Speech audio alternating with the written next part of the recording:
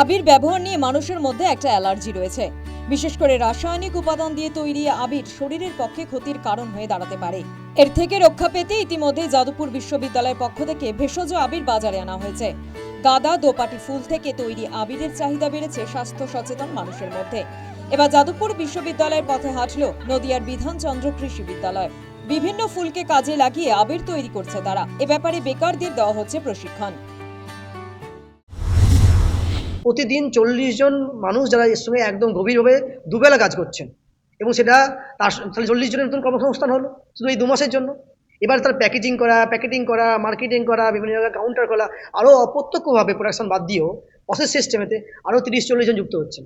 ফলে শুধুমাত্র একটা এপিও মাত্র 2 টন প্রোডাকশনের জন্য 2 মাস হলেও অন্ততপক্ষে 70 জন মানুষের একটা কর্মসংস্থান ব্যবস্থা করতে পারছেন।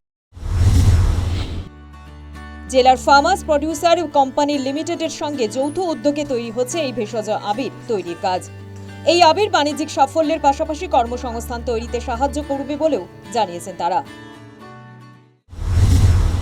নদিয়া কেভিকের সাথে যৌথ উদ্যোগে আমরা দুটো জায়গাতে এই ফুল থেকে আবির এই মুহূর্তে তৈরি করছি। মূলত গাঁদা, অপরাজিতা এবং কাগজ ফুল, এই 3টে ফুল থেকে আমরা বিভিন্ন কালারের আবির তৈরি করছি। বাজারে আমরা এই মুহূর্তে এই 3টেকে নিয়ে এসেছি আগামী হোলির উদ্দেশ্যে।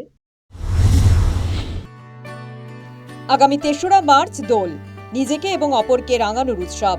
রাসায়নিক আবির নয়, ভেষজ আবির ব্যবহারের পরামর্শ দিচ্ছেন বিশেষজ্ঞরা। News time.